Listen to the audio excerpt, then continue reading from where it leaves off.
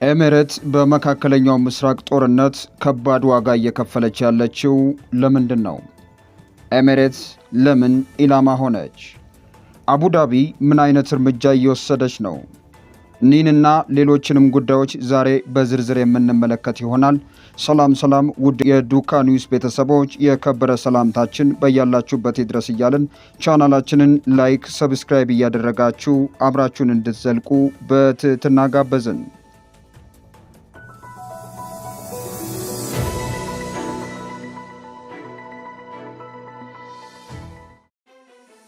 አሜሪካና እስራኤል በኢራን ላይ የከፈቱት ጦርነት ሁለተኛ ወሩን ሲይዝ የተባበሩት አረብ ኤሚሬቶች የቴሄራን ግልጽ ኢላማ እየሆነች መጥታለች። በዚህ ጦርነት ኢራን የጥቃት አድማሷን እስራኤል ላይ ብቻ ከማድረግ ባሻገር በባህረ ሰላጤው የትብብር ምክር ቤት አባል አገራት ኢላማ በማድረግ በሺዎች የሚቆጠሩ ድሮኖችና ሚሳኤሎችን ተኩሳለች። ይህ ቴሄራን በአካባቢው የሚገኙ የአሜሪካ ጦር ሰፈሮችን ለመምታት የሰጠችውን ዛቻ ወደ ተግባር መለወጧን ያሳያል። እንዲሁም ትኩረቷ በተባበሩት አረብ ኤሚሬትስ ላይ ማነጣጠሯን ከአቡዳቢ ጋር ያላቸውን ግንኙነት አሁንም ጠንካራ ለመሆነው ዋሽንግተን ሆነ ለእስራኤል ጠንካራ መልእክት ያስተላልፋል። ኢራን ግጭቱን በማስፋፋት ለሁሉም ወገኖች የጦርነቱን ወጪ ለመጨመርና የባህረ ሰላጤውን አገራት አጋራቸውን የሆነችውን ዩናይትድ ስቴትስን የተኩስ አቁም ስምምነት እንድትቀበል ጫና እንዲያደርጉ ግፊት ለማድረግ ትጥራለች። በምላሹ አቡዳቢ ለቴሄራን ባልተለመደ መልኩ ከረር ያለ አነጋገር በመጠቀም የሆርሙዝን የባህር ወሽመጥ ለማስጠበቅ በሚደረገው ጥረት ላይ አሜሪካንን እንደምትቀላቀል አስፈራርታለች።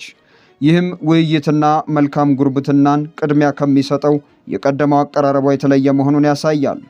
ኢራን በባህረ ሰላጤው ላይ የፈጸመችው ጥቃት ምን ያህል ነው? ኢራን በተለይ በጦርነቱ የመጀመሪያዎቹ 2 ሳምንታት ውስጥ እስራኤልን ሳይሆን የባህረ ሰላጤውን አገራት ኢላማ አድርጋ ማጥቃቷን የአካባቢው መገናኛ ብዙሃን ዘግበዋል። መቀመጫውን በኳታር ያደረገው አልጄዚራ እንደዘገበው በመጀመሪያዎቹ 11 ቀናት ውስጥ የተፈጸሙት የጥቃት ቁጥሮች እስራኤል የኢራን የመጀመሪያ ኢላማ መሆኗን ያሳያሉ። ይህንንም በማስረጃ ሲያስደግፉ ቴሄራን ወደ አረብ ሀገራት 3100 ጥቃቶች ስትሰነዝር ወደ እስራኤል ግን 433 ብቻ ፈጽማለች። በጦርነቱ የመጀመሪያዎቹ 3 ሳምንታት ውስጥ ስለ ኢራን ጥቃቶች የተዘገቡ መገናኛ ብዙሃኖች ይፋ እንዳደረጉት ከሆነ የተባበሩት አረብ ኤሚሬት ከፍተኛ ኢላማ ሆና ቆይታለች። የዱባይ የህዝብ ፖሊሲ ምርምር ማዕከል ኃላፊ መሐመድ ባህሩን ለአቡዳቢ ስካይ ኒውስ አረቢያን ቲቪ እንደተናገሩት ቴሄራን የተባበሩት አረብ ኤሚሬት በጣም ቀላሉና ታዳኝና በቀጠናው ተጽዕኖ ውስጥ የመጀመሪያው ኢላማ እንደሆነች ያላት እምነትን የሚያሳይ ነው ብለዋል። ይህ ኢላማ ከተመታ ሌሎች እየተከታተሉ ይወድቃሉ የሚል የኢራን አመራር ግምት አለ ሲሉ ባህሩን ተናግረዋል። ኤሚሬትስ ለምን ኢላማ ሆነች? ጦርነቱ ከተጀመረበት ጊዜ ጀምሮ ኢራን በተባበሩት አረብ ኤሚሬት ውስጥ በርካታ ቁልፍ ቦታዎችን አጥቅታለች። ከነዚህም መካከል የሐባሻን የጋዝ ማምረቻ፣ የአልፋዳር የጦር አውሮፕላን ማረፊያ፣ የፋጁራይድ ወደብ፣ የነዳጅ ማከማቻ ተቋማትና የዱባይ ዓለም አቀፍ አውሮፕላን ማረፊያ ይገኙበታል። በኢራቅ ሰሜናዊ ኩርዲስታን ክልል ውስጥ አርቢል የሚገኘው የተባበሩት አረብ ኤሚሬት የቆንጽላ ጽሕፈት ቤት በ2 የድሮን ጥቃቶች ተመቷል። የኢራን ሰራዊት አካል የሆነው የከታም አልአነቢያን ማዕከላዊ መስሪያ ቤት ቃል አቀባይ ኮሎኔል ኢብራሂም ዞልፎቃሪ በተባበሩት አረብ ኤሚሬት ሕዝብ በሚበዛባቸው አካባቢዎች የሚኖሩ ነዋሪዎች ለራሳቸው ደህንነት ሲሉ በኤሚሬት ከተሞች ውስጥ ካሉ ወደቦች፣ የጀልባ ማቆሚያዎችና የአሜሪካውያን መጠለያ ስፍራዎች እንዲርቁ አሳስበዋል። ኢራን በተባበሩት አረብ ኤሚሬት ውስጥ የሚገኙትን የአሜሪካ የሚሳኤል ማስወንጨፊያ ቦታዎች ላይ በማነጣጠር ራሷን የመከላከል ሕጋዊ መብት እንዳላት ተናግረዋል።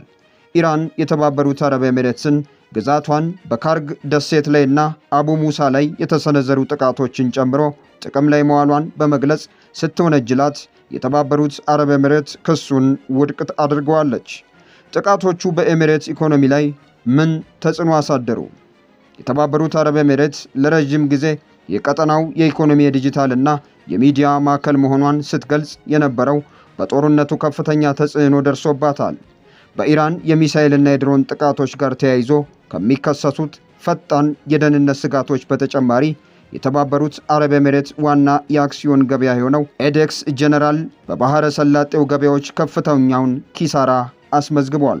ባለፈው አንድ ወር ውስጥ የአክሲዮኖቹ ገበያ ከ11.42 በመቶ ቀንሷል ሲል የትሬዲንግ ኢኮኖሚክ መረጃ አመላክቷል። ቱሪዝምና አቪዬሽን በአየር ክልል መዘጋትና በስፋት በሚደረጉ የበረራ ስረዛዎች ምክንያት ከፍተኛ ኪሳራ ደርሶባቸዋል። በአውሮፓውያኑ መጋቢት 8 የታተመው የኢራቅ አልጋድ ፕሬስ በጦርነቱ የመጀመሪያ ሳምንት ብቻ 6 የባህረ ሰላጤው አውሮፕላን ማረፊያዎች $399 ሚሊዮን እንዳጡና የተባበሩት አረብ ኤሚሬት ኪሳራ $95 ሚሊዮን እንደሚገመት ተዘግቧል። የኢነርጂ ዘርፉም ቢሆን እንዲሁ ተጎድቷል። የሆርሙዝ የባህር ወሽመጥ በመዘጋቱ የተባበሩት አረብ ኤሚሬቶች ዕለታዊ የነዳጅ ምርት ከግማሽ በላይ ቀንሷል ሲል ሮይተርስ ዘግቧል። በአብዛኛው በምስራቅ የመን ጉዳዮች ላይ የሚያተኩረውና ጸረ ኤሚሬት አቋም የሚያራምደው የአል ማህሪያን ቲቪ መጋቢት 11 ቀን በዘገባው እንዳመላከተው ከሆነ አቡዳቢ በግጭቱ ውስጥ ትልቁ ተሸናፊ እንደሆነች ጠቅሶ በዓለም አቀፍ ማህበረሰብ ውስጥ ያላት ምስልም እንደተበላሸ አክሏል። በተጨማሪም በሩዋይስ የነዳጅ ማጣሪያና በፋጁራህ የነዳጅ ማዕከል ላይ በተሰነዘረው ጥቃት የነዳጅ ምርቷ መቀነሱ ተጠቅሷል። አቡዳቢ ምን አይነት እርምጃዎችን ወሰደች? የኤሚሬትስ ባለስልጣንና ሚዲያዎች የተባበሩት አረብ ኤሚሬትን የቀጠናው አስተማማኝ ሀገር ተደርጋ እንድትታይ ለማድረግ ሞክረዋል።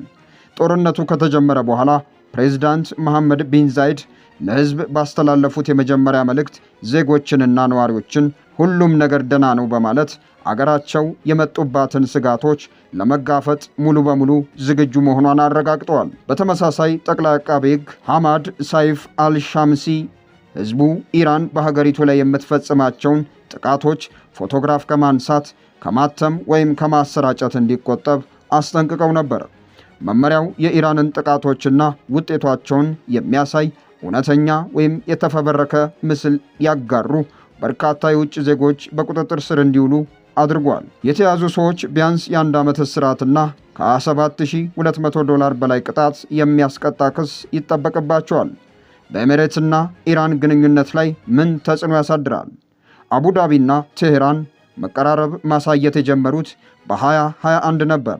በቴሄራንና በሳውዲ አረቢያ መካከል መደበኛ የዲፕሎማሲ ግንኙነት ወደ ነበረበት ለመመለስ ቻይና ያደረገችውን ጥረት ተከትሎ ከፍተኛ ለውጥ አሳይቷል።